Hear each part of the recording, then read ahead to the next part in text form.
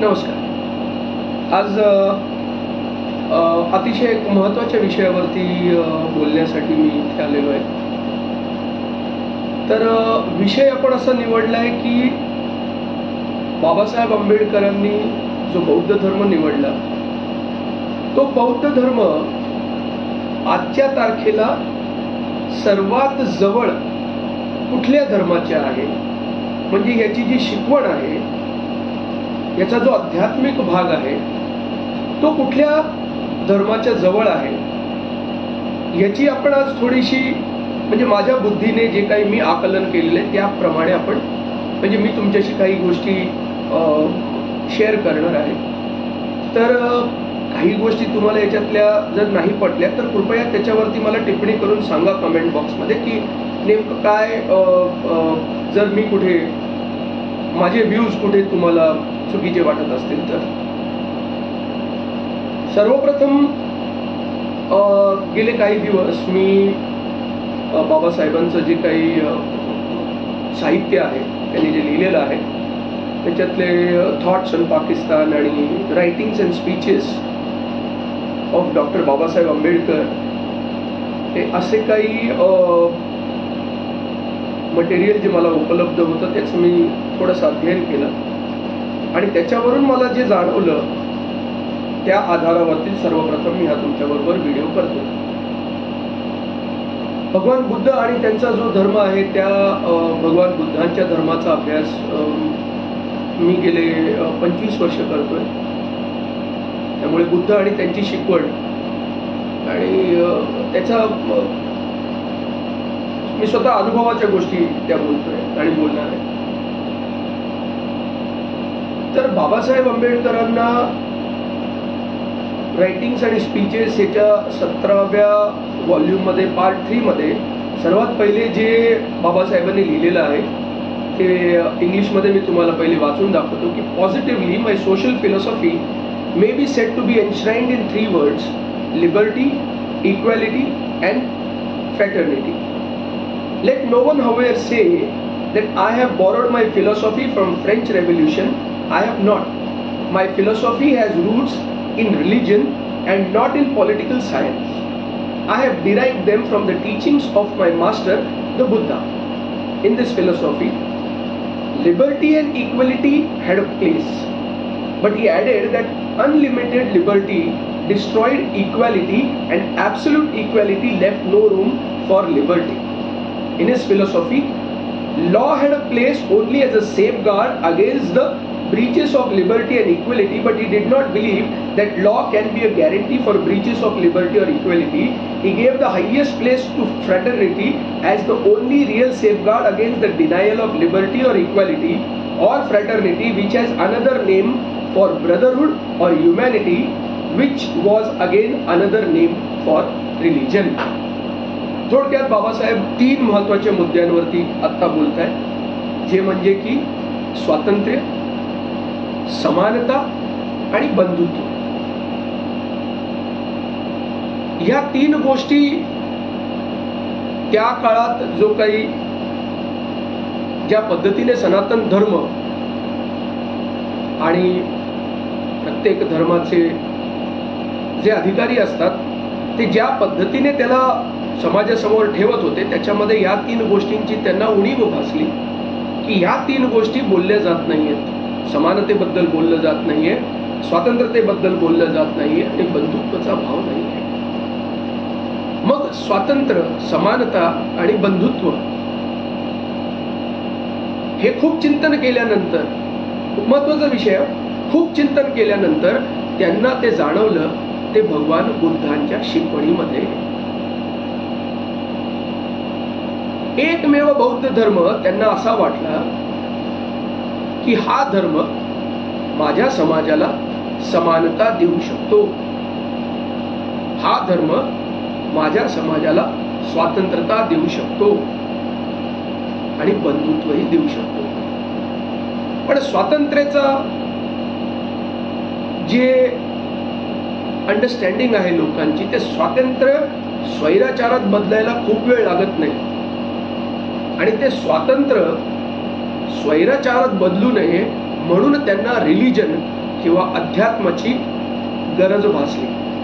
समजून घ्या, हा खूप महत्वाचा विषय आहे. स्वातंत्र्य स्वैराचारात बदलू नये म्हणून अध्यात्म, रिलिजन याची गरज त्यांना भासली.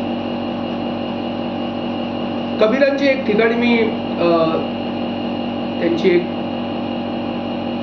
जीवनीवरती एक कहाणी ज्यावेळेस ऐकत होतो त्यावेळेस कबीर म्हणतात की जीवन में खूटा मिलना बहुत जरूरी है. त्या खुट्याबरोबर त्या मनुष्याला बांधणे. बांधणे म्हणजे बंधनात बांधणे असं नाही. म्हणायचा उद्देश हा की काहीतरी नियम जीवनामध्ये असल्याशिवाय मनुष्य सैराबैर इकडे तिकडे पळत सुटेल. आणि त्याला जर तुम्हाला स्वैराचारापासून वाचवायचा असेल तर हा अध्यात्माचा जो खुटा आहे, धर्माचा जो हा खुटा आहे तो अतिशय महत्वाचा आहे.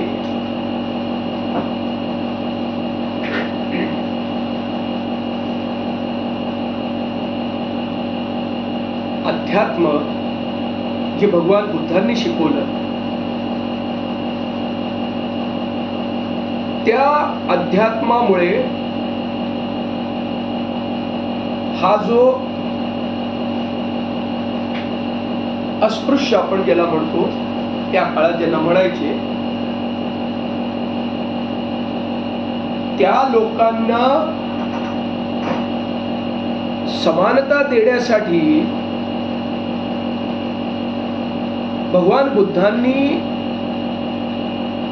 काय केलं, भगवान बुद्धांची शिकवण भगवान बुद्धांनी काय दिली.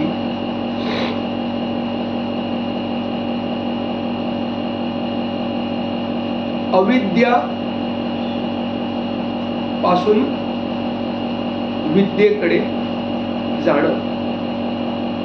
अविद्या टू विद्या हा जो प्रवास आहे हा कलेक्शन ऑफ इन्फॉर्मेशन, ज्याच्याने तुमचं स्टेटस, घर, गाडी, पैसा हे मिळण्यासाठी कलेक्शन ऑफ इन्फॉर्मेशन हा एक भाग झाला. तो सोशल रिफॉर्म, सोशल स्टेटस मध्ये येईल. पण ऍज अ ह्युमन बिईंग ज्यावेळेस तुम्हाला डेव्हलप व्हायचं असेल त्यावेळेस जी विद्या भगवान बुद्धांनी शिकवली ती डोळे मिटून ज्यावेळेस आपण आपल्या अंतःकरणात बघायला लागतो आणि हळूहळू हळूहळू आपण आपल्या मनाला एकाग्र करून त्याला निर्मळ करायचा प्रयत्न करतो, ही विद्या भगवान बुद्धांनी आपल्याला शिकवली. त्यासाठी आपल्याला 5 शिलांचं पालन करायला शिकवलं. भगवान बुद्धांच्या विद्येमध्ये कुठेही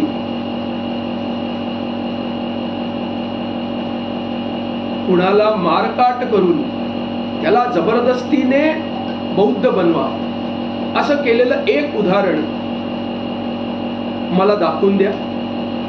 तुम्ही जे म्हणाल ते मी तुमच्या समोर जे शरणागती पत्करेल.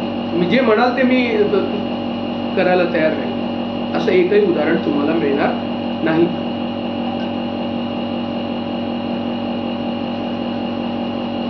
भगवान बुद्धांचं एक सरळ सोपं साधं गणित होतं की बाबा रे, तू स्वतःला बौद्ध जरी नाही म्हणलास तरी चालेल, पण जे मी शिकवतोय ते जर तू आचरणात आणलंस तर तुझ्या दुःखातून तुझी मुक्ती होईल. दुःख है, दुःख का कारण है और कारण का निवारण है, हे भगवान बुद्धांनी अगदी स्पष्ट सांगितलं.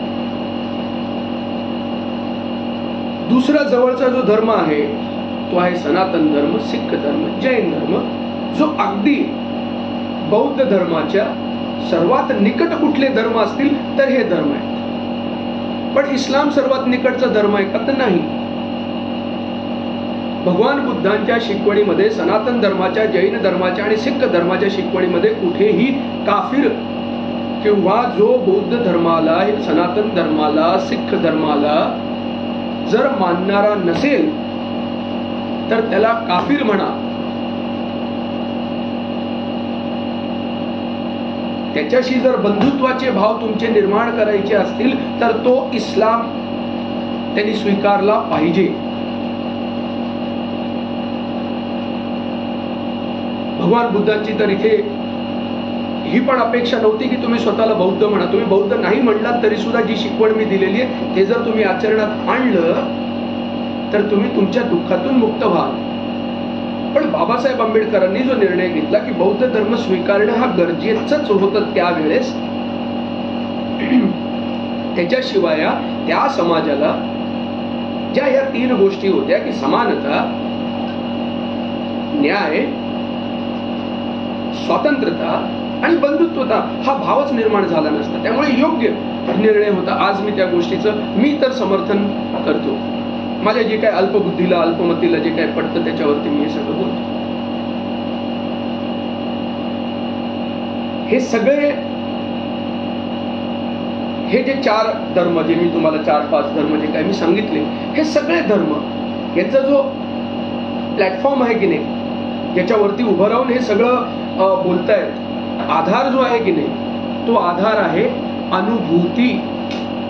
या सगळ्या धर्मातले जेवढे संत मंडळी होते, जेवढे थोर लोक होते, त्या सगळ्यांनी अनुभूतीला सर्वात जास्त महत्व दिलेलं आहे.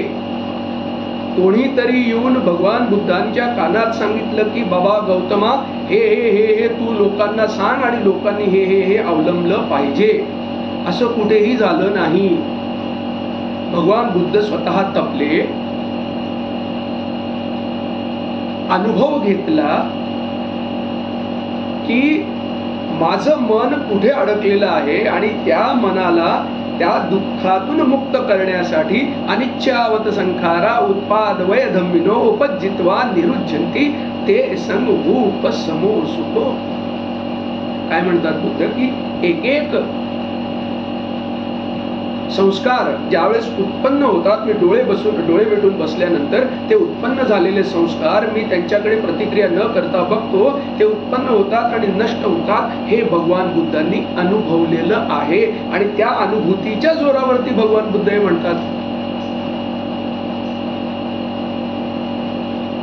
ज्ञानेश्वर माऊली काय म्हणले, एक तरी ओवी अनुभवावी.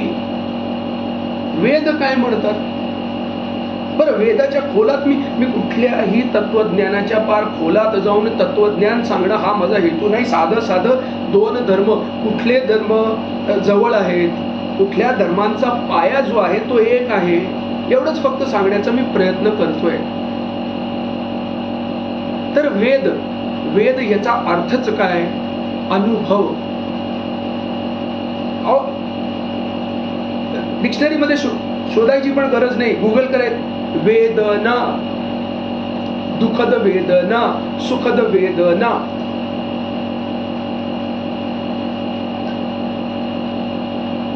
मला दुःखद वेदना होते म्हणजे मला काहीतरी वेदन होते. वेद म्हणजे अनुभव. जे अनुभव त्यावेळेसच्या ऋषीमुनींना आले तेच अनुभव त्यांनी पेपरवरती उतरून काढले.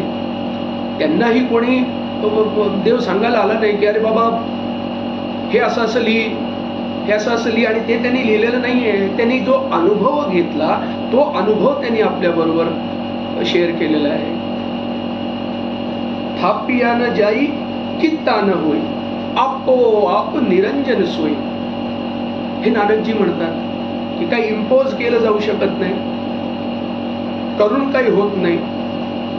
आपोआप निरंजन सोई हे कशाच्या आधारावर बोलतात, हे त्यांनी जे अनुभव केलं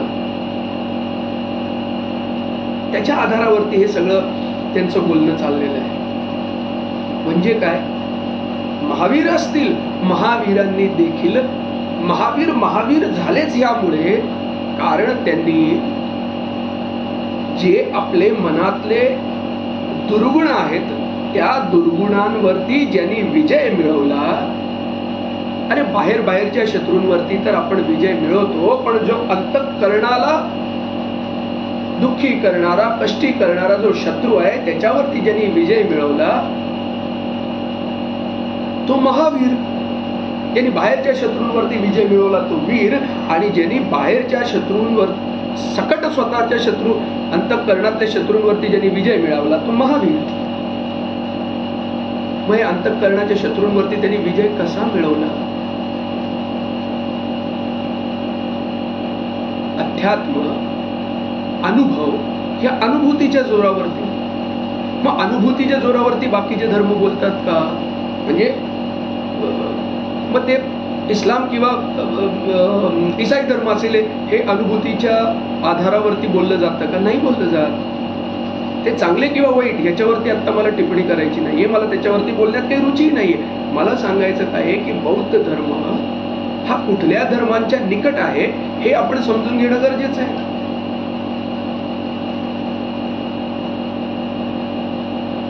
भगवान बुद्धांचा कुठलाही तुम्ही एक पद घ्या, मला त्या पदामधून एवढंच जाणवेल की हिंसेला इथे थारा नव्हता. कुणाला कन्वर्ट करणं हा ध्येय नव्हता. हाच ध्येय सिख धर्माचा पण नाहीये, हा ध्येय सनातन धर्माचा पण नाहीये, हा ध्येय जैन धर्माचा पण नाहीये. कुणाला तलवार दाखवून, धाक दाखवून आपण कधीच कुणाला कन्वर्ट करत नाही. याही बाबतीत आपली समानता आहे. हा काही गोष्टींबाबत जिकडे गुरु नानकजींना वाटलं की मला असं वाटतंय की या गोष्टींमध्ये सुधार व्हावा. कारण बघा, प्रत्येक संत ज्या वेळेस त्याच्या काळामध्ये त्या वेळेस जे सनातन धर्मामधले जे काही अधिकारी होते त्या अधिकाऱ्यांच्या वागणुकीमुळे या लोकांना असं वाटलं की काही ज्या अटी आहेत त्या जाचक आहेत आणि त्याच्यामध्ये बदल घडवायला पाहिजे, तरच आपण सगळा समाज एकत्र ठेवू शकतो. यासाठी त्यांनी काही त्याच्यामध्ये बदल केले आणि त्या बदलेच्या अनुसार जे त्या काळात गरजेचे पण होते त्या धर्माची स्थापना झाली असं मी समजतो.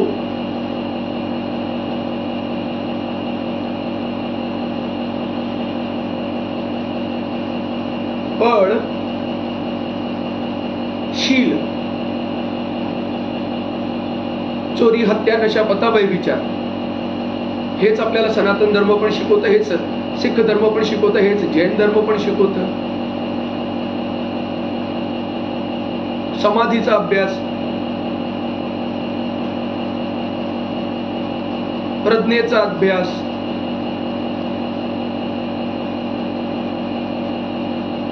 म्हणजे ज्याला भगवान बुद्ध मुक्ती किंवा मोक्ष किंवा निर्वाण प्राप्त करणे किंवा निर्वाण प्राप्त झालेल्या व्यक्तीला जी काही टर्मिनॉलॉजी आणि त्याचं जे काही डेफिनेशन दिलेलं आहे तेच कृष्णाने गीतेमध्ये दिलेलं आहे. स्थितप्रज्ञस्य का भाषा. एक स्थितप्रज्ञ व्यक्ती जो असतो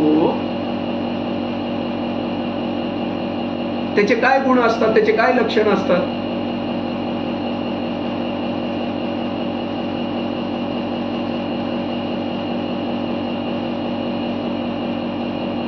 भगवान बुद्ध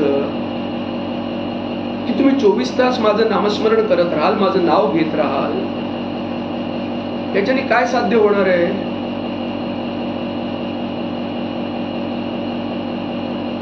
तुम्ही माझी मूर्ती लावली, त्याला रोज हार घातले, याच्याने काय साध्य होणार आहे. याच्याने फक्त तुमची जी श्रद्धा आहे माझ्यावरची ती वाढणार आहे. पण ती श्रद्धा का वाढवायची आहे? श्रद्धा वाढवायची आहे कारण माझ्यावरती तुमची श्रद्धा निर्माण झाली तर मी जे काही शिकवतोय ते तुम्ही मान्य कराल आणि मान्य केलं तर ते आत्मसात कराल. म्हणजे श्रुतमयी प्रज्ञा, त्याच्यानंतर चिंतनमयी प्रज्ञा आणि मग भावनामयी प्रज्ञा. म्हणजे पहिले आपण ऐकतो, मग त्याच्यावरती मनन करतो आणि मग ते आपण आचरणात आणतो. एक्झॅक्टली हीच गोष्ट सर्वात निकटचा धर्म सनातन शीख आणि महावीर याही धर्मांमध्ये हाच आधार तर आहे सगळीकडे. भगवान रामांच्या प्रती जी आपली श्रद्धा आहे, रामाला आपण हार घालतो, रामाचा आपण नाम जप करतो, पर राम अगर आचरण में नहीं आए क्या फायदा हुआ राम का जप करने से.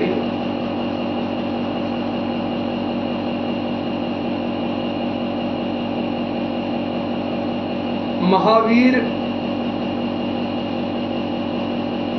की जो मूर्ति है उस पे सोने का छत्तर लगा देंगे, अच्छी बात है, लगाओ, करना चाहिए, लेकिन जब तक महावीर ने जो सिखाया है उसको आचरण में नहीं लाते हैं कोई फायदा नहीं होने वाला है.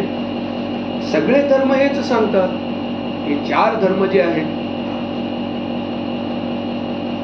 मी सांगितलेले तेच मान्य करायला पाहिजे, मी सांगितलेले त्याच्या पुढे तुम्ही जाऊ शकत नाही, नाही तर तुम्हाला ही शिक्षा होईल, नाही तर तुम्हाला ह्या गोष्टीपासून तुम्हाला मुकावं लागेल.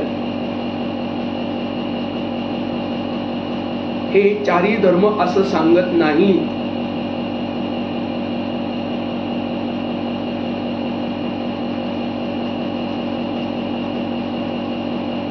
कुठे तुम्ही ऐकलंय का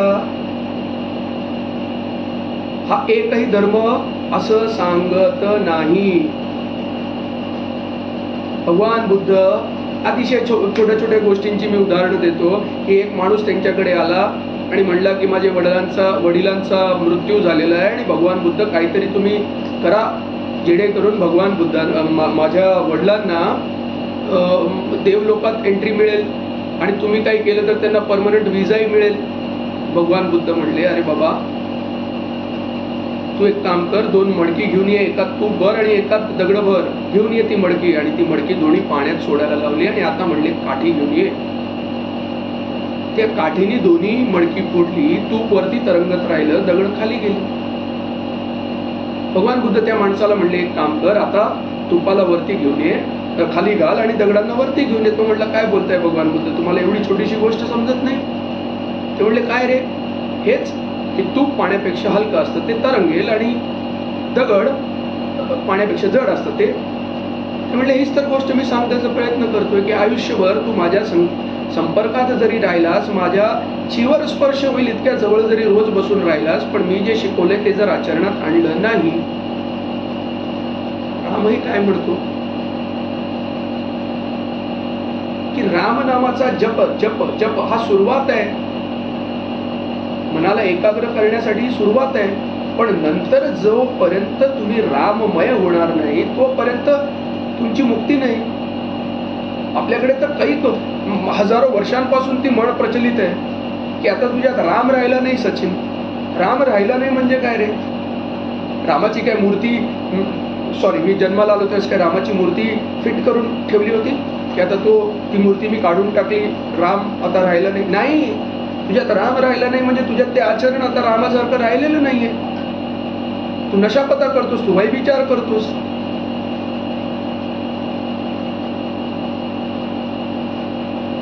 तुझ्यात राम राहिलेला नाहीये.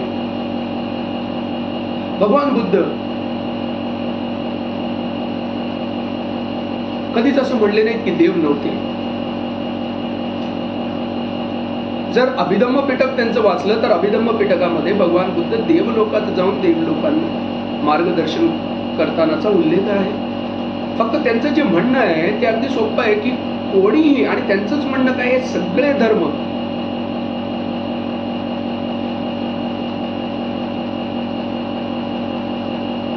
तुम्ही जोपर्यंत मार्गावरती चालत नाही तोपर्यंत तुमच्या आयुष्यात मुक्ती नाही. किम सचियारा होविये किम कूड़े टुट्टे नाल और हुक्म रजाई चलना ओ नानक लिखिया नाल.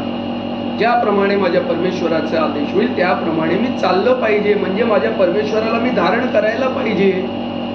जे चांगली गोष्टी आहेत ते मी माझ्या अंगात धारण करायला पाहिजे. धारे ती धम्म, धारण करे तो धर्म, हे वरना खोरी बात.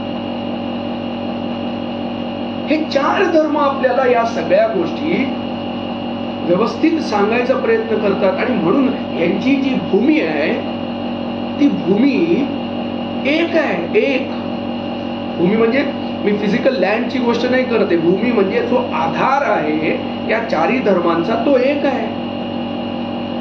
त्यामुळे सिख धर्माला सर्वात जवळचा कुठला धर्म असेल तर तो सनातन धर्म आहे, बौद्ध धर्म आहे आणि जैन धर्म आहे. जैन धर्माला जर सर्वात जवळचा कुठला धर्म असेल तर तो सिख धर्म आहे, सनातन धर्म आहे आणि बौद्ध धर्म आहे. आणि सनातन धर्माला जर कुठल्या जवळचा धर्म असेल तर तो बौद्ध, सिख आणि जैन धर्म आहे. लक्षात घ्या.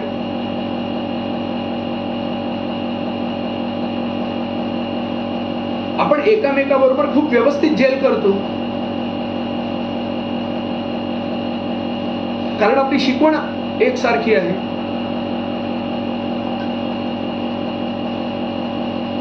न लगे मुक्ती आणि संपदा संत संग देई सदा.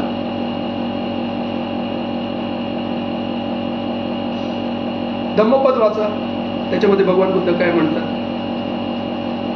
की मला बालांची म्हणजे मूर्ख लोकांची संगत मला कधीही देऊ नको. मला जर स्वतःचं मंगल करायचं असेल तर मला चांगल्या लोकांची संगत दे. याच्यापेक्षा वेगळं तुकाराम महाराज काय म्हणाले?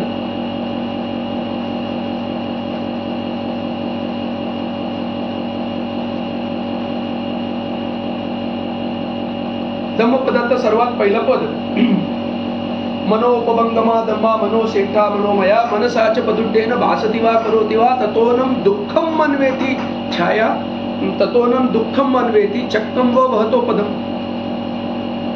म्हणजे सर्व कर्म जे आहेत ते मनाच्या आधारावरती होत आहेत. मग प्रदुष्ट मनाने वाईट मनाने ज्यावेळेस तुम्ही एखादी गोष्ट बोलता त्यावेळेस तुमच्या मागे त्या बैलगाडीचं चाक जसं नाही का, बैल मागचा पाय उचलतो आणि त्याला ते चाक घासतं, तसं प्रत्येक क्षणाला तुम्हाला यातना देईल. मग रामदास स्वामींनी काय म्हणलेलं आहे? मना सज्जना भक्ती पंथेची जावे तरी श्रीहरी पाविजेतो स्वभावे. मना बोलणे नीच सोसीत जावे स्वये सर्वदा नम्र वाचे वदावे. नको रे मना द्रव्य ते पुढिलांचे अति स्वार्थ बुद्धी नरे पाप साचे.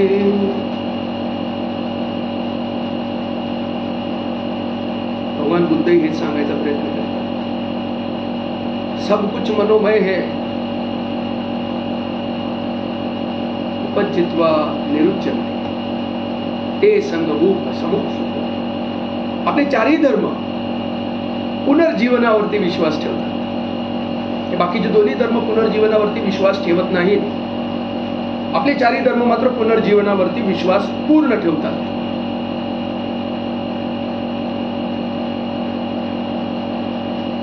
इकडेही समानता आहे.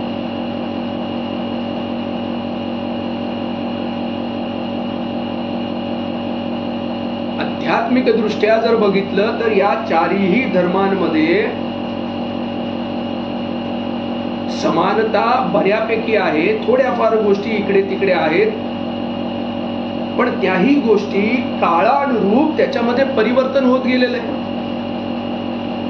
आजच्या तारखेला जर तुम्ही बघाल तर जी समानता, स्वातंत्र्यता, बंधुत्व बाबासाहेबांना अपेक्षित होतं की सर्व समाजाकडून व्हावं, ते आज व्हायला लागलेलं आहे. बाबासाहेबांना स्वतः संस्कृत शिकायचं होतं, पण त्या काळातली दुर्दैवाने त्या काळातली जी परिस्थिती होती त्या काळात त्यांना संस्कृत शिकता आलं नाही. त्याचं दुःख जेवढं बाबासाहेबांना आहे तेवढंच ते दुःख मलाही आहे. हे जर त्यांना शिकता आलं असतं तर आज त्यांनाही अनेक गोष्टींचं अध्ययन करून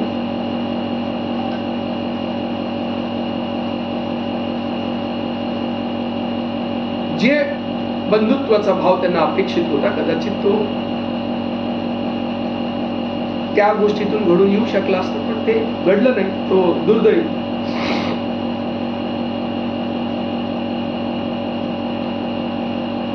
या चारींमधला अजून एक महत्वाची गोष्ट म्हणजे एक ठिकाणी असं लिहिलेलं आहे की आपले चारही धर्म हे जे आहेत ते काय सांगतात बघा. मैं कहता आंखों की देखी, मैं कहता आंखों की देखी, तू कहता कागज की लेखी, मैं रहता सुलझाए रे, तू काहे उलझाए रे.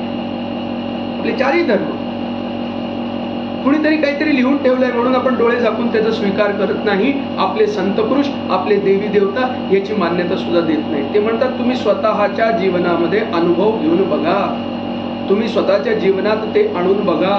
मी म्हणतो की गुलाबजामुन टेस्टी, जबरदस्त, म्हणून तुम्ही पण ते मान्य केलं कसं चालेल. उसका स्वाद चखना चाहिए. जोपर्यंत त्याचा स्वाद आपण घेत नाही तोपर्यंत तो गुलाबजामुनचा आपल्याला काहीच अर्थ नाही.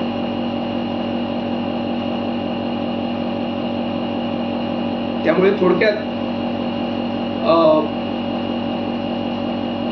जे काही या पुस्तकांमधून वाचन करून जे काही मला थोडंफार जे वाटलं की प्रत्येक बौद्ध धर्मियाने, प्रत्येक सनातन धर्मियाने, प्रत्येक शीख धर्मियाने आणि प्रत्येक जैन धर्मियाने, ठीक आहे आपण वेगवेगळ्या धर्मांमध्ये आहोत, पण शेवटी आपण बघतोच की नाही की सर्वात जवळ माझा म्हणजे कुठला शेजारी आहे की ज्याच्यात सर्वात जास्त माझं ज्याच्याशी पटू शकतं, ही आता आपल्याला विचार करायची वेळ आलेली आहे. आपण आपापसात हिंदू धर्म चांगला की हिंदू धर्म वाईट, की बौद्ध धर्म चांगला की सनातन धर्म चांगला की कुठला धर्म चांगला, याच्यामध्ये न पडता आज माझे विचार सर्वात जास्त कुणाशी मिळत आहेत, कुठल्या धर्माच्या व्यक्तीशी मिळत आहेत, तर ते विचार करून बघा ना या गोष्टींवरती. तर तुम्हाला जाणवेल की हे चारही धर्म अतिशय क्लोज आहेत. बरं, हे चारही धर्म एकामेकाच्या खूप क्लोज आहेत आणि काही गोष्टी इकडे तिकडे 19-20 जर सोडलं तर आपल्यामध्ये एक दुसऱ्याला समजून घेण्याची जी काही ताकद आहे, जे काही आपल्या संतांनी, आपल्या गुरूंनी शिकवलेलं आहे, ती इतकी जबरदस्त आहे. त्यामुळे इतर धर्मांमध्ये ते जेलिंग होऊ शकत नाही. हो, तुम्ही पूर्वीकडे बघताय तर ते पश्चिमेकडे बघताय, तुम्ही उत्तरेकडे बघताय तर ते दक्षिणेकडे बघताय. एवढी तफावत आहे, एवढी तफावत आहे, आणि ती आपल्या या चार धर्मांमध्ये नाही. याचा विचार करा. मी जे काही बोललो त्याच्यावरती जर तुम्हाला काहीही टिप्पणी करायची असेल तर कृपा करून ती टिप्पणी करा. चुकीचं मी बोलणार नाही, कारण तेवढं मी सजगता मी ठेवतो आणि संदर्भ असल्याशिवाय बोलणार नाही. मी संदर्भ घेऊनच बोलतोय. हा, पण एखादे विचार असू शकतात की एखाद्याला ते पटणार नाही, तर त्यांनी त्याचे काय विचार आहेत ते मांडावं. याच्याने काय होतं की मला सुधार करायला एक मौका मिळतो. माझ्या अंडरस्टँडिंग मध्ये जर काही अजून इम्प्रोव्हायझेशनची गरज असेल माझ्या अंडरस्टँडिंग मध्ये तर तेही होऊन जाते. बाकी सगळ्यांना खूप खूप सुखी राहा, आनंदी राहा. आणि स्वातंत्र्यवीर सावरकर त्यांचं ते गीत की तुम्ही आम्ही सकल हिंदू बंधू बंधू, तो महादेवजी पिता आपुला चला तया बंधू, तो महादेवजी पिता आपुला चला तया बंधू. नमस्कार.